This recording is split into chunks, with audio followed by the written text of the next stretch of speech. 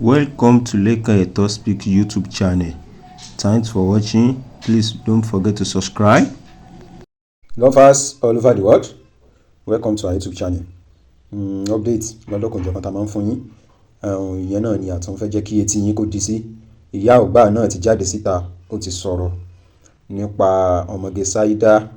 Ẹ rí i pé update yẹn ni à ń fún yín lórí ìkànnì wa back to back ní àti bí 4 days ago because oríṣiríṣi àwọn èèyàn náà jáde because of this woman nítorí pé ó jẹ́ socialite.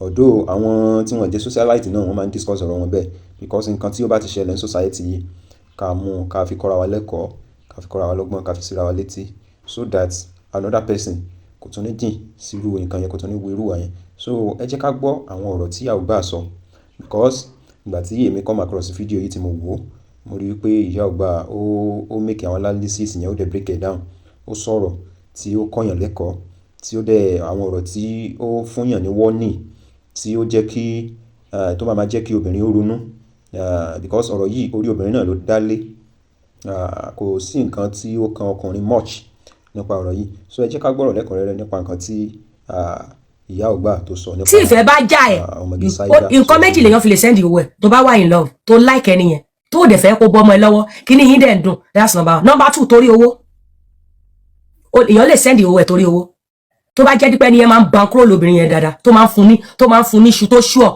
ó lè send. Ẹlẹ́ẹ̀kẹta tó bá wá ní méjèèjì ó lówó ó tún nífẹ̀ẹ́ ó máa gbà wò ó ṣe nígbà wò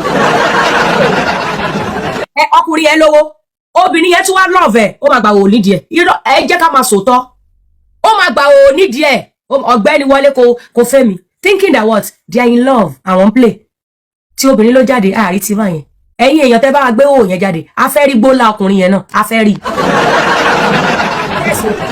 rí tó dẹ̀ bá jẹ́ pé lóòótọ́ ìyàwó léèyàn kan ló sẹ́ndì owó wúmà yẹn ó kíkọ ẹpọn ọkọ ẹ̀ tóbìnrin yẹn ló dà síta yes na ó tọ́jú ẹpọn ọkọ ẹ̀.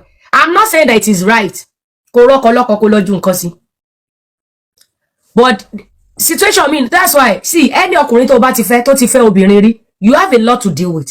Àní ọkọ ẹ̀ lẹ́nìí òun lọ́kọ ẹ̀ mọ̀ kó tó mọ̀ wọ́n nǹkan kan ló kàn ṣẹlẹ̀ láàrin wọn bóyá misunderstanding àsìkò yẹn ni wọ́n wá rí ọkọ tó fẹ́ sìn bóyá ó wá lọ lóyún àbẹ́ni tí ń ṣẹlẹ̀ ẹ wá fẹ́ra bó ẹni tó ti àlẹ́ ẹ̀ tó sì ń tẹ̀lé yẹn ìyẹn gangan ló like ìyẹn ló mọ̀ before you. So àìmọye àlè ta tọkọ ti mọ̀ ju ìyàwó lé lọ 100%. ọkọ lẹ́mìí ó ti lè máa ní girlfriend yẹn bóyá wọ́n ṣe mọ̀ bóyá 10 years girlfriend yẹn ó lè ti mọ̀ over 25 years wàláì tó jẹ́ pé ìkọ́kọ́ ló kàn ṣẹlẹ̀ láàrin àwọn méjèèjì tí wọ́n fi wọlé ńgbà yẹn tó fi bá paronu rẹ bóyá wọ́n wọ́n tún di ọ̀dà bóyá o fún lówó àbí oyún dé ó wá fẹ́ wọ̀ bọ̀ kò mí pé tó bá jẹ́ ìyàwó lé oṣù wa àlè ta lẹ́yìn ìgbà tó tọ́kọ ẹ fẹ́ ló má lè ta you just dey mumu yourself. ọmọ ìyá àlè tọkọ ti mọ̀ before wọ ṣọ́kọ ò ní x ni ọkọ máa ní x náà ṣé wọ́n láti gbà tọkọ ẹ ti délé ayé ìwọ lọ́wọ́ kọfẹ́ ìwọ náà dẹ̀ láti gbà tó ti jẹ́ ṣé bẹ́ẹ̀ mi ṣe wọ̀ roski mọ́ kọfẹ́ láyé mi no mo láwọn ex boyfriend náà bò èmi máa ń déètì ni o máa déètì ẹ gbogbo yẹn máa ń pa déètì táàdẹ̀ bá sí mọ́ gbogbo ayé náà là gbọ́ pàṣẹ èmi ò hide relationship ṣó ti yé yín because why I'm not a coded person me lè pretend if you cannot keep it straight and read get the fuck out of my sight I don't give a shit when I dey for you I dey for you if I no dey I no dey kò sọwọ́ mi bẹ́ẹ̀ ṣọ́rọ̀ mi yé yín so àìmọye àlè tọkọ ti mọ̀ before ìyàwó lé gan èmi máa ń kí mi ń tọ́ra mi bẹ́ẹ̀ ṣe ń wò mí I no dey deceive myself but nǹkan tó kàn dùn mí ni pé I wish pé bí tí òun woman yẹn ṣe jáde tí gbólà ọkùnrin yẹn náà jáde ẹ rí pé kó bá dùn gan in fact àwọn èèyàn gbọ́ ní drag woman yẹn wàláì ká ṣe ń rí gbólà máa yẹn là ń rí gbólà ẹ rí ẹ wọ kẹ́sì Tiwa Savage ta ló jẹ ìyàbẹ̀ àwọn méjèèjì náà jọ gbádùn ẹ̀ ta ló sọ́fà bẹ̀ Tiwa ló sọ́fà ẹ̀ náà àwọn méjèèjì dẹ̀ náà jọ gbéra wọn débẹ̀ tírú ẹ̀ bá ṣe wá a máa wà depressed a máa fẹ́ lọ commit suicide because why we are fragile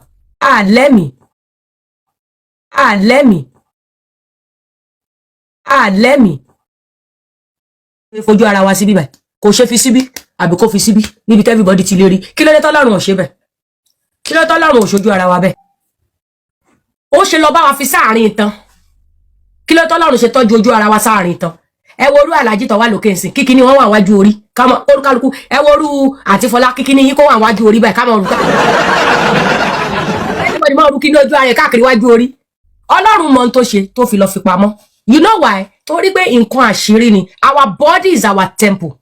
Our body is our pride. Ayé ló dáyé wèrè. Tá àkàkú mọ́. Is the temple. Our body is our temple. End of First Corinthians. Our body is our temple. So only reason tọ́lọ́ ṣe tọ́jú ẹ̀ pamọ́ ló ṣe jẹ́ pé kí ni o nǹkan pamọ́ ni kò kí ń ṣe nǹkan public. Nǹkan pamọ́ ni. And you know why tẹ́ ẹ̀ gbọ́dọ̀ máa ṣe kíní yẹn mọ́. Àìmọye ìgbà tó jẹ́ pé ẹni tí wà tèèyàn bá jọ ń sọ̀rọ̀ ẹ̀ lórí WhatsApp tó bá fẹ́ send message ọ̀dọ̀ ni ẹ ló máa lọ jù sí. Ṣé mọ̀ kó máa ń ṣẹlẹ̀? La ṣe gbọ́dọ̀ wà careful. Àwọn ọmọ wa gan lè mú fóònù wa kó fẹ́ fi play game kó lọ jù séyàn kó lọ jù sáwọn ọ̀tẹ̀. If kẹ́ni yẹn má jọ tẹ̀ á save ẹ̀ sọ́wọ́ ọjọ́ tí yẹ bá ṣe bí olórí burúkú wà á bóbú ẹ̀ láyélujára. Èmi ò tí ì rí ibi tọkùnrin ti ń fi nǹkan abẹ́ wọn jọ tákà. Èmi ò tí ì rí o. Àfàwọn tó bá ṣe fracas àwọn tó ń jà. Wọ́n pé normal neutral ọkùnrin. I don't think men do that. They don't do that. Ọkùnrin ò kí ń ṣe. Ọkùnrin ò kí ń ṣe. Ló ṣe jẹ́ pé àwa obìnrin èmi ò mọ bó ṣe nífẹ̀ẹ́ nìyẹn tó bó ṣe ń bankroll ẹ o. I say no to you sending your noodles to anybody. Your friend today can be your enemy tomorrow. Ọkùnrin tó kó ẹ̀jẹ̀ lẹ́ni tó like ẹ ó lè jọ́tẹ̀ lọ́la. Number 2, tọkùnrin yẹn ò bá fẹ́ mọ́ tó lọ fẹ́ lómi ìyẹn lè hate ẹ ó máa da owó ẹ síta. Mi ò mọ̀ ó lè má jẹ́ máa yẹn gan ló da ìwò yẹn síta. Ó lè má jẹ́ máa tọ́jú fún. Ó lè jẹ́ pé máa yẹn bóyá careless. Àbí ìyàwó ẹ̀ ya wèrè ẹ mọ̀ pé kálukú bó ṣe handle ọkọ ọ̀tọ̀ọ̀tọ̀ ni. Ó lè jẹ́ àwọn ìyàwó áká yẹn tó bá wọnú ẹ̀ á wọnú ẹ̀ náà á da nǹkan síta. Làwọn obìnrin ṣe gbọ́dọ̀ wà careful. Okay, nǹkan tí woman yẹn ṣe ò da because why? Àwọn náà gbé phone by tó record ara wọn. Tó dẹ̀ send it. And the reason why I won't blame her much is because nǹkan tó kálukú fi express love ẹ̀ ọ̀tọ̀ọ̀tọ̀ ni. For the fact that pé mi ò kì í ṣe kò mí ìpẹ́ lómi ò ní ṣe. Yes, ó lè jẹ́ tó ń fi gbé partner. Tí mo jẹ́ ìyàwó léyìí tó bá jẹ́ ẹ jẹ́ kábìrà tó bá jẹ́ nǹkan tó kọ mi like tó jẹ́ pé òun dẹ̀ ló fi ń keep home wa kò sùn ta kò ṣòṣì láàrin èmi àti yín ṣé yóò ní ṣe láti keep marriage láàrin èmi àti yín. No ẹ sọ èmi sọ pé mi ò ṣe why my husband doesn't like it that's why. But ká ní pé nǹkan tó kọ mi like tó jẹ́ pé nǹkan tó máa ń gbé débẹ̀ nìyẹn tó fi sọ pé òun ò ní fẹ́ lómi o onílé wa fi ń dùn lé aláyọ̀ ẹ̀yin náà lẹ́ni agbélé ọkọ náà ṣe bẹ́yìn lẹ́ni agbélé ọkọ pé ń tọkọ wá bá ti sọ ká máa ṣe bẹ́yìn náà lẹ́sọ bẹ́yìn lẹ́ni agbélé ọkọ ṣóye yín.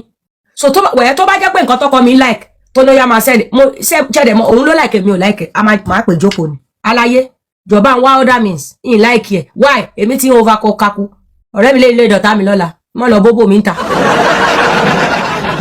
Ọkùnrin dẹ̀rẹ̀ tọkùnrin bá kọ ẹ̀ kò fẹ́ káyé ẹ̀ dá mọ́ káyé ẹ̀ bàjẹ́ ni o ọkùnrin ẹgbọ́ ara wọn yẹn tó bá ti kọ ẹ̀ ayé ò gbọ́dọ̀ dá mọ́ ayé ẹ̀ gbọ́dọ̀ bàjẹ́ nǹkan tọkùnrin like ni that's why tọkùnrin bá fẹ́ fi ẹlẹ̀ self-esteem ẹ̀ lákọ́kọ́ pa ó fà á máa lò dàbí ọ̀bọ kó orí dáradára ó mọ̀ ń jẹ́ ẹsẹ̀ àdìkì ni ẹni tí ò mọ̀ ń jẹ́ ẹsẹ̀ tó bá sóúnjẹ báyìí ó máa kan ni á pa self-esteem ẹ̀ ọkùnrin máa pa ṣó ti yé yín so àìmọye ọkọ àti ìyàwó tó ti jọ wà láti ilẹ̀ ìjà dẹ̀ máa dé ọkọ ìyá dẹ̀ máa tú gbogbo àṣírí ìyàwó yẹn gbogbo àṣírí kọ̀kọ̀ ìyá dẹ̀ máa tú síta why kò fẹ́ yẹ kẹ́lòmíì gbé obìnrin yẹn mọ́ ó lè jẹ́ tó fi ṣe story yẹn náà nìyẹn bóyá ẹni tó fẹ́ ó rí i pé woman yẹn ti move on ẹ dẹ̀ mọ̀ pé ṣáì fine I swear that she's pretty sọ finance woman yẹn based on ìhò kárí òyìn kọ́ o mo kàn ń sọ pé she's a social I know her now ìgbà tó ṣe 50th birthday mo wò lórí YouTube from A to Z with her children and because she's lepa like me and of course she's Ijebu like me so I love her you know I like her I like Sade Okoya Mohabudu emo káwọn èèyàn má look age wọn it's something that I emulate from people that means she takes very good care of herself ẹ gbàgbé pé èmi ò bá yín sọ ti pé èyàn òwò èèyàn jáde ó fresh pa I would not be part of that kí òwò èèyàn jáde kọ́ la fi mọ̀ pé bóyá fine ẹ̀yin gan fàágùn ìyẹn kọ́ ló fi máa justify pé èèyàn pretty toró ti rí okay before kó tó rí òwò ẹ̀ ṣó sọ pé fine that's not a good way to justify people to justify things it's a bad way so I'm not gonna be a part of ó fresh pa ó fresh ó lè fresh kó fine ṣé ìhòòhò ẹ̀ máa fi justify pé fine it makes no sense to me it makes no sense to me okay kí ni woman yẹn tó jáde ṣé ẹ ti celebrate ẹ rí lórí social media pé fine but ìhòòhò wá jáde wá ló fine ṣé máa ń gbọ́ nǹkan tẹ́ máa ń sọ ṣá ṣé máa ń gbọ́ ṣá ṣé máa ń gbọ́ nǹkan tẹ́ máa ń sọ ṣá okay bí wọn náà fine ó dẹ̀ pretty gbé òwò ẹ̀ náà síta ká fi mọ̀ bóyá ó fine since tójú wá fọ́nsìn pé ó fine bá wa gbé òwò tiẹ̀ náà síta tá a bá ti wá wo ìhòòhò ẹ̀ wá ní obìnrin yìí fine lóòótọ́ ìtẹ́ ẹ̀ lè gbàlẹ́ máa ń sọ most of you nǹkan tẹ́ ẹ̀ lè gbàlẹ́ máa ń sọ because I don't know where that thing is coming from pé obìnrin ká má parọ́ ó fine ó pretty ó kìíní kan ṣé ìgbà tẹ́ tó rí òwò ẹ̀ lẹ́ tó mọ̀ pé ó fine alábòsí lẹ́yìn èèyàn alábòsí ni Okay, kẹ́ tó mọ̀ pé mo fine sí ó dìgbà tí òwò mi bá jáde àbí kẹ́ tó mọ̀ pé mo fine mọ̀ pé mo fine before òwò mi. Come on guys, come off that part. I don't like that part where people are saying that ó fine pa ó ṣe kíní kan. To me ó ń sound bí pé ẹ̀fọ́bìnrin ẹ̀ ṣe yẹ̀yẹ́ ni wà láìtàláì bí pé ẹ̀ fi òwò ẹ̀ ṣe yẹ̀yẹ́ ìhò èèyàn ló fi ń justify pé fine. Come on guys, we can do better. We can do better. Lovers all over the world, ọ̀rọ̀ náà ni ẹ ti gbọ́, analysis náà ẹ ti gbọ́ tí àwọn èèyàn ti ṣe nígbà tí ọgbà ń sọ̀rọ̀, àwọn èèyàn dẹ̀ make contribution, wọ́n sọ̀rọ̀ perspective tí wọ́n fi rí ọ̀rọ̀ yẹn, because kí Ọlọ́run ṣàánú wa kọ́ ló má jẹ́ kí a bọ́ sí ọwọ́ ọ̀tá, kọ́ ló má dẹ̀ jẹ́ ká bọ́ sí ọwọ́ ayé. So ẹ̀yin tẹ́ bá ṣe ń darapọ̀ mọ́ channel, ẹ bá wa subscribe, like, comment, share. So I really appreciate the support in you so far. We love you all. Thanks for watching.